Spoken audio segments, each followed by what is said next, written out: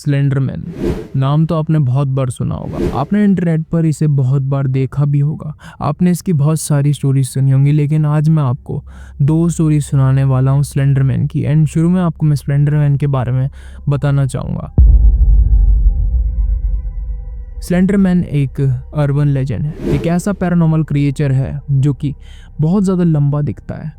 उसने एक सूट पहना होता है ब्लैक कलर का, कभी कभी लोगों ने देखा है कि वो टाई भी पहना होता है। एंड इसके जो हाथ हैं, इसके जो पैर हैं वो काफ़ी ज़्यादा लंबे हैं।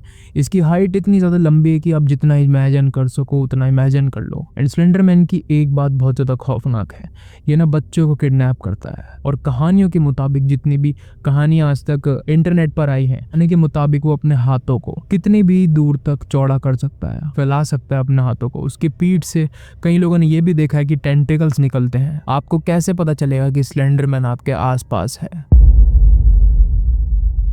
उसकी मौजूदगी से आपको कुछ याद नहीं रहेगा, आपको बहुत ज़्यादा नींद आएगी, पैरानॉइड होगा, नाक से आपके खून निकलने लगेगा और आपको इतना भी हो सकता है कि खून वाली खांसियां भी आने लगे। जब भी स्लेंडरमैन दिखाई देता है तो बच्चे जो होते हैं वो किडनैप हो जाते हैं। कहानी में ये बताया जाता है कि जब भी स्लेंडरमैन आता है वो बच्चों को अपने साथ किडनैप करके ले जाता है। एंड किडनैप करते हुए वो उन्हें जंगल की तरफ ले जाता है, उनका माइंड एकदम कंट्रोल कर लेता है। और जब वो अपनी बाहें फैलाता है तो जितने भी बच्चे होते हैं उसके कंट्रोल में आ जाते हैं, एकदम वश में आ जाते हैं। एंड वो अपने आप को रेजिस्ट नहीं कर पाते और वो उसकी तरफ बढ़ते चले जाते हैं। भले ही वो कितना भी खतरनाक उनको दिख रहा हो, उनका माइंड कुछ इस तरीके से कंट्रोल करता है। एंड इसके बाद वो जो बच्चे होते हैं वो कभी भी किसी को दिखते नहीं हैं। जर्मनी में ना एक वुडकट सीरीज मिली थी जो कि 16th सेंचुरी से है। उसमें एक बहुत ही बड़ा लंबा आदमी दिखाया गया है जिसका कोई चेहरा ही नहीं है।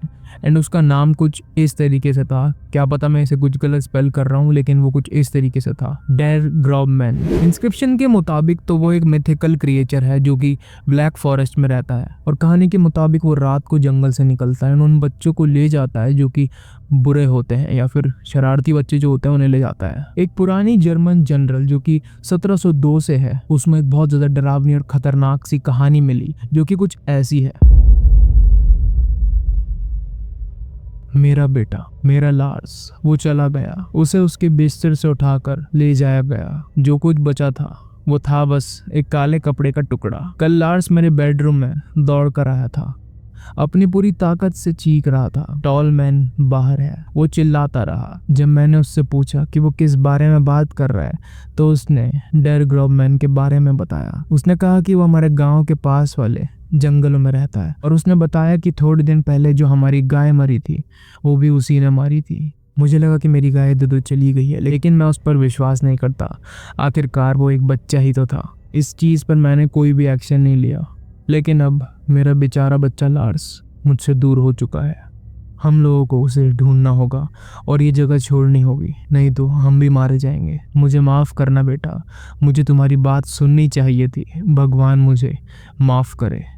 सेम ऐसे ही एक और कहानी फोकलोर की किताब में मिली जो कि सुपर नेचुरल क्रिएचर्स के बारे में थी। जब मैं छोटा था ना तो मेरा एक कज़न मेरे साथ रहने आया। वो मुझसे और मेरी बहनों से काफ़ी ज़्यादा बड़ा था, शायद 16 या 17 साल का। हम ही उसके दुनिया में एक अकेले फैमिली वाले थे। वो सबसे बड़ा झूठ बोलने वाला इंसान था। जो तुमने कभी देखा होगा, तुम्हारे आसपास ऐसे लोग होंगे जो काफ़ी ज़्यादा झूठ बोलते हैं, जो कुछ भी तुम्हें बताते रहते हैं और तुम्हें मानना पड़ता है क्योंकि वो तुम्हारे रिलेटिव्स हैं। वो मेरे साथ ठीक ठाक ही रहता था। हम गर्मियों में लॉफ्ट में सोया करते थे क्योंकि वहाँ ठंडा रहता था। मैं और वो सर्दियों में हम स्टोव के पास ज़मीन पर सोया करते थे।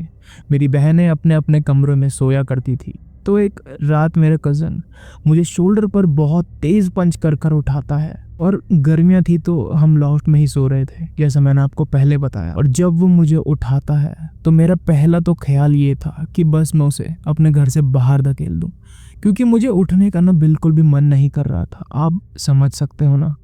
लेकिन मैं कुछ उसे कहता उससे पहले ही उसने मेरे मुंह पर अपना हाथ रख दिया। और चाहे अंधेरा था लेकिन मैं ये सुन सकता था कि वो डर चुका था। उसने मुझसे कहा, सुनो।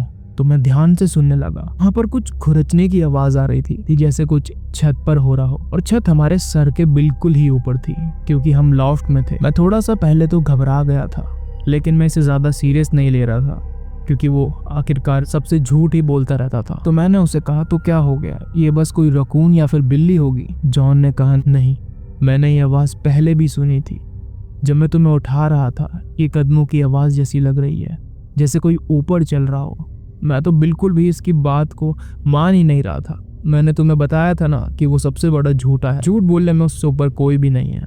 तो मैं वापस से सो गया। लेकिन अगले दिन मेरे इस कज़न ने मेरे फादर को ये बात बताने की बहुत कोशिश करी और पापा भी इस बात को बिल्कुल नहीं मान रहे थे। लेकिन एक रात के बाद जब हम सब खाना खा रहे थे, पापा ने मेरी छोटी बहन को पानी लाने के लिए भेजा, क्योंकि हमारे घर के पीछे एक कुआं था जहाँ पर साफ पानी था। मेरी छोटी बहन लिली वहां पर पानी लेने के लिए चली गई और थोड़ी देर बाद हमने 5 या 10 मिनट के बाद हमने लिली की चीख सुनी और माँ पहली थी जो उठी, फिर पापा और बाकी हम सब तो टेबल पर ही बैठे थे, क्योंकि हमें लगा कि अगर हम वहाँ पर जाएंगे और लिली को अगर चोट लगी होगी तो क्या पता हमारी वजह से उसकी चोट दुख ना जाए, तो फिर हम मुसीबत में पड़ जाएंगे और हम वहाँ पर जाएं ही क्यों, क्योंकि हमारे मॉम डैड वहाँ पर जा ही रखे हैं जल्द ही। लेकिन हमने पापा और माँ की भी चिल्लाने की आवाज़ सुनी, तो मैं और जॉन बाहर गए देखने की हमारी मदद की ज़रूरत है या नहीं। तो जो उनके पास बचा था वो थी बस पानी की बाल्टी, जो कि लिली लेकर गई थी, और कोई निशान उसके होने का था ही नहीं वहाँ पर। शुरू में मुझे कुछ समझ नहीं आया कि हो क्या रहा है। दोनों माँ और पापा दोनों चीख रहे थे और तब तक मेरी बाकी बहनें भी बाहर आई और उन्होंने भी रोना शुरू कर दिया। लेकिन जो मेरा कज़न था वो यार्ड में बस खड़ा हुआ था। वो वहाँ पर खड़ा होकर कुछ बस देख रहा था एंड सडनली ही वो एकदम से चिल्लाता है कि वो आदमी वो वहाँ पर जा रहा है, देखो वो आदमी वहाँ पर जा रहा है, वहाँ पर देखो। आप लोगों को पहले ही पता है कि वो रात का वक्त था, तो सूरज डूबा हुआ था और देखना मुझे ना ज़्यादा मुश्किल हो रहा था। लेकिन मैंने घर के पिछले हिस्से में जो खेत देखा, वो पूरा खेत ना ऑरेंज दिख रहा था उस समय हाँ पर ना, लेकिन उस पूरे खेत में कुछ काली सी चीज़ अलग ही चमक रही थी। जो खेत में लंबी लंबी जंगली घासें थी, उनके बीच में से एक लाइन सी जा रही थी। ऐसा लग रहा था वहाँ से कोई भागता हुआ जा रहा हो। और मैं तुम लोगों से सच कह रहा हूँ, मैंने उन खेतों की उस जंगली घासों के बीच में से ऐसा एक क्रिएचर देखा जो कि बहुत ही ज़्यादा लंबा था। वो बहुत ज़्यादा खौफनाक दिख रहा था। ऐसा लग रहा था उसने कुछ काले कपड़े पहने हुए हैं एंड वो बहुत तेज़ी से ना मेरी बहन को लेकर जंगलों की तरफ भाग रहा था। उसने मेरी छोटी बहन को उठा रखा था और आप मानोगे नहीं, पहले तो मुझे यकीन नहीं हुआ कि ये कोई इंसान है या नहीं। आखिरकार कोई एक इंसान 20 से 22 फुट का हो कैसे सकता है और उसके इतने लंबे हाथ हो कैसे सकते हैं, ये चीज़ मुझे समझ ही नहीं आई। जैसे ही पापा ने उसको देखा, पापा ने हम सबको तुरंत ही घर के अंदर कर दिया, सारे दरवाजे लॉक कर दिए। उन्होंने कहा तुम यहीं पर रुकना, तुम अपनी छोटी बहनों को ख्याल रखना है जब तक कि मैं अपनी राइफल ना निकाल लूँ। मेरे पापा वहाँ से राइफल निकालने के लिए गए, लेकिन ऐसे ही हम लोग 5-6 घंटे तक बैठे रहे। लेकिन लिली कभी वापस नहीं आई और ना ही वो आदमी वहाँ से वापस आया। अगली सुबह होते ही हम लोग वहाँ पर शहर में गए। हमने वहाँ पर सबको बताया कि हमारे साथ क्या हुआ है, तो लोगों ने भी हमें यही सलाह दी कि अब अपनी बाकी बची हुई ज़िंदगी अच्छे से गुजारो, अपनी नई लाइफ दोबारा से स्टार्ट करो, लेकिन अपना घर ज़रूर बदल लेना, क्योंकि वहाँ पर उसे पता चल चुका है कि वहाँ पर काफ़ी सारे बच्चे हैं। एंड थोड़े ही दिन बाद जो मेरा कज़न था वो भी वहाँ से डर के हमारे भाग गया हमारे घर से। और मुझे अब 32 साल हो चुके हैं, ना जाने ये कहानी कौन कब किस साल में सुना रहा हो किसको, लेकिन 32 साल हो चुके हैं मुझे। और उस समय मेरी उम्र 11 साल की थी, लेकिन आज तक मेरी बहन लिली वापस नहीं आई।